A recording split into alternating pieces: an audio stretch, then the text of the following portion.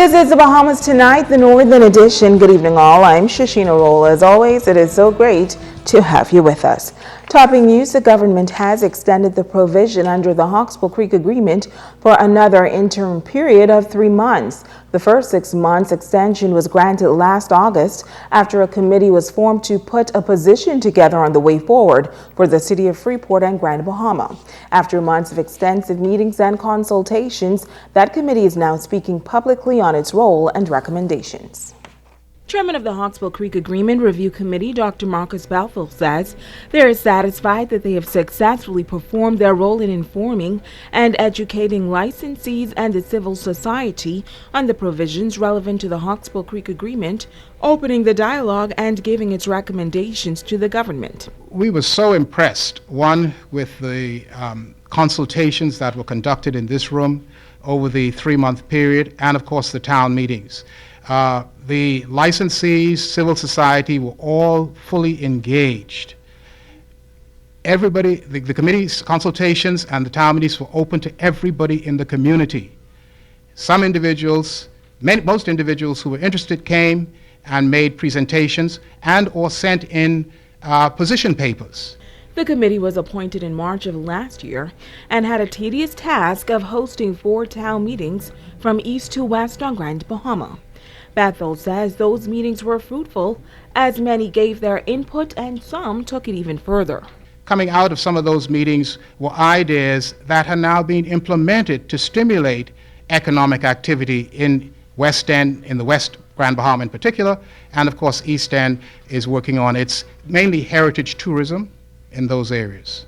And of course, he says one of the major concerns that the committee heard about was the economic state of Grand Bahama. Everybody wants to see increased economic activity so that people can be employed, people can earn a decent living, feed their families, clothe their families, put a roof over their head. That remains the fundamental core question that we had to address.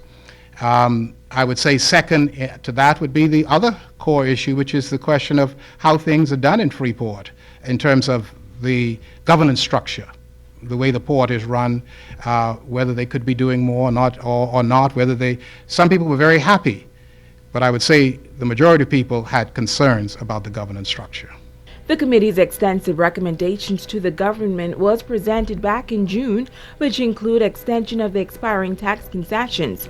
Bethel notes that it is the government's responsibility to form policies and not the committee. Our recommendations may or may not be accepted by the government. It's up to the government to decide that in their policy formulation, and that's at the cabinet level. Also keep in mind that there are ongoing discussions between the government, meaning the Prime Minister and Cabinet, with the major stakeholders in the port area, including the families and the major companies in this area. So this is still a work in progress. For detailed information on the committee's recommendations, you can visit their website at www.hcareview.org. In other news, the Grand Bahama Power Company says the rate adjustment set to take effect this month is in the best interest of all consumers. It has been a tough battle for the power company, but officials say in the end, Grand Bahama will be happy for this change. Megan Shepard has this report. Many have been voicing their views and oftentimes frustration on the recent rate adjustment approval for the Grand Bahama Power Company. Power officials say the rate adjustment will be beneficial to Grand Bahamians. Managing Director Paul Miller says he is satisfied that it will be a win-win situation. On average, between all customers across the island will be seeing a 7 to 12% decrease in their all-in rate.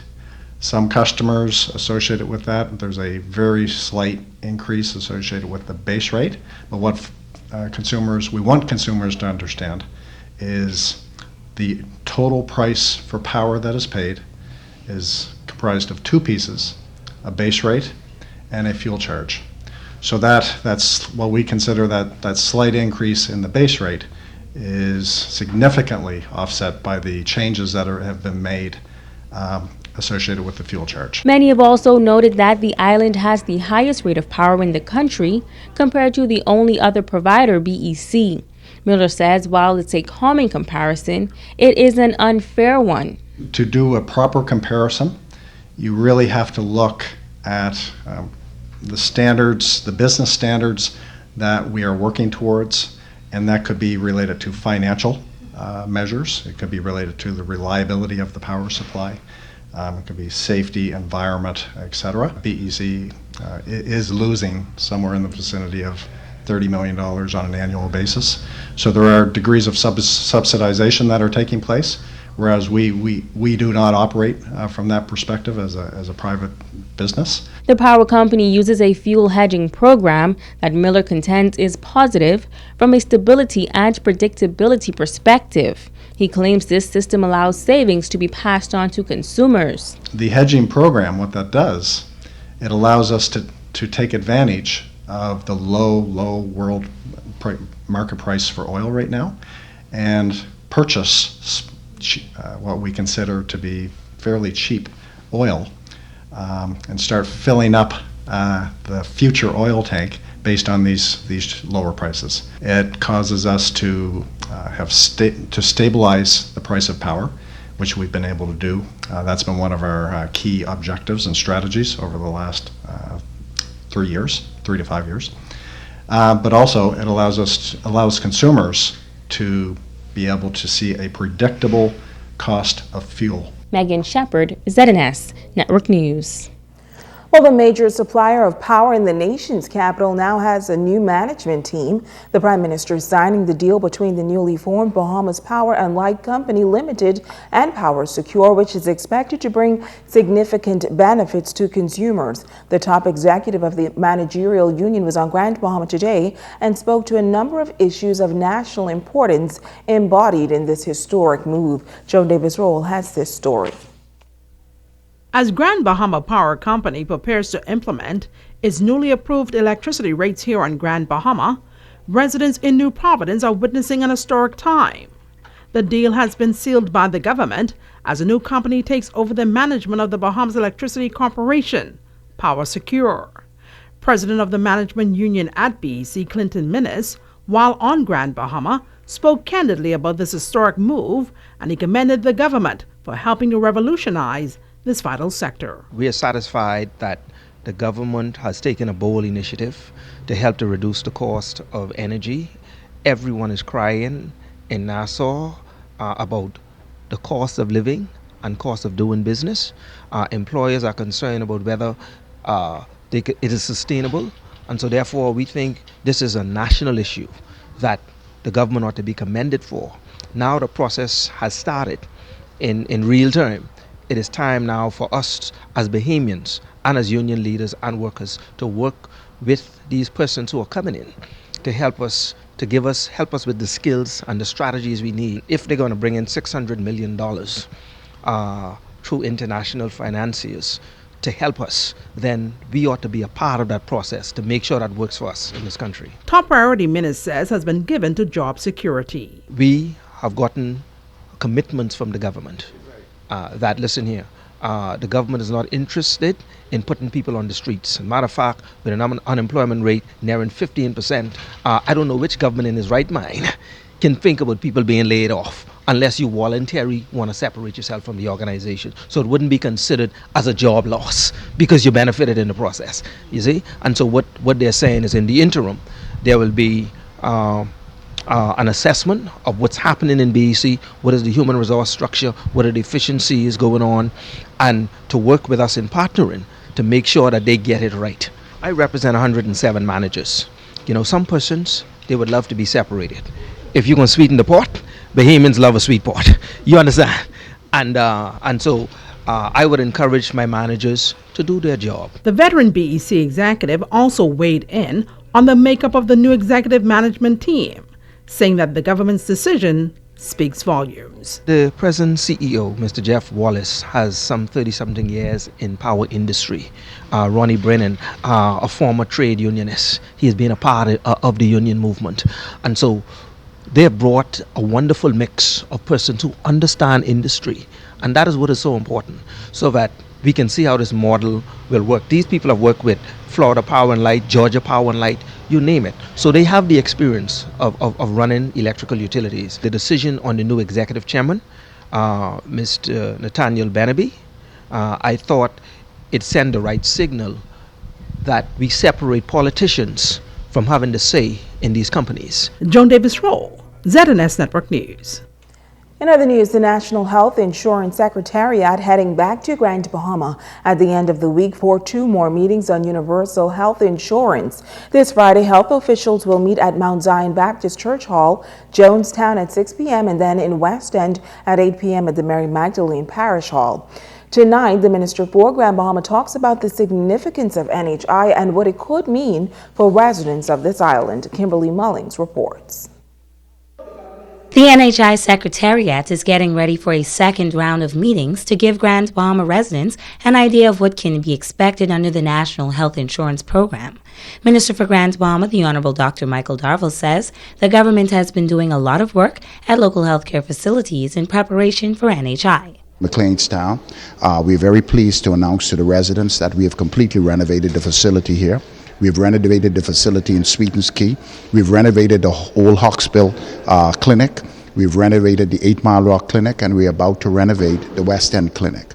All of this is essential prior to the launch of our universal primary health care facility here on the island of Grand Bahama. The minister notes that NHI seeks to provide these services to residents throughout the country with quality and efficiency. As part of the healthcare development program, renovations will soon begin at the Rand Memorial Hospital. I'm very pleased of that. We will definitely renovate the lobby. We will take the cafeteria that exists at the Rand and we will actually place it at the old Freeport Inn site. And from there we will create additional bed space. It's important for the residents to see that we are serious about upgrading the physical plant at the Rand Memorial Hospital to make sure that they can access the service very easily and have a better quality experience and better care when they come to the Rand Memorial Hospital. Having practiced at the primary health care level for many years, Dr. Darville says he is privileged to be a part of this initiative.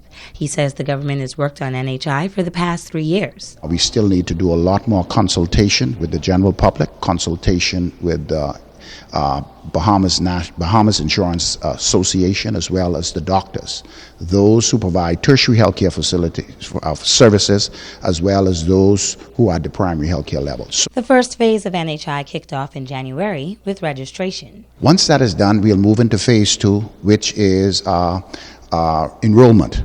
And the enrollment phase will allow the patient or the person with the card to choose its provider, who their physician would be, and second of all, who will be the provider, whether it will be a private insurance or will it be the public insurer. Phase 3 would be the implementation of universal primary health care, which the minister says will allow Grand Bahama residents to have access to clinics with their NIB smart cards, initially with no cash at point of sale. Kimberly Mullings, ZNS Network News. A student of the Maurice Moore Primary School is hospitalized after sustaining injuries in a traffic mishap in the area of Columbus Park this afternoon. The young boy had just gotten off a school bus when he was struck by a vehicle. We spoke with the bus driver, Grace Maycock, at the scene. I pick up about 40-something kids here every morning and drop off about 40-something or more. This afternoon, the kids were coming off the bus. Apparently one of the kids, he crossed the road from the back of the bus, went across the street. Well, when I came out of the bus, he was laying on the floor. He wasn't responding. Blood was coming from the side of his head. And after a while, he started to respond when the ambulance came. The bus driver became very emotional at times. She says she's been driving the bus for the past 11 years and is disgusted by the lack of concern shown by some motorists. When we drive these kids in the morning and in the afternoon and you see a school bus coming, stop your vehicle and let these kids cross safely to and from. Make sure they are safe. You got some motorists, they be speeding so much. The other day I had to lay on the horn of my bus so a car could have stopped. They saw the bus kids coming off and they were just speeding. Now, police have confirmed that the 9-year-old boy is currently listed in stable condition. Stay with us, there is more news right after this.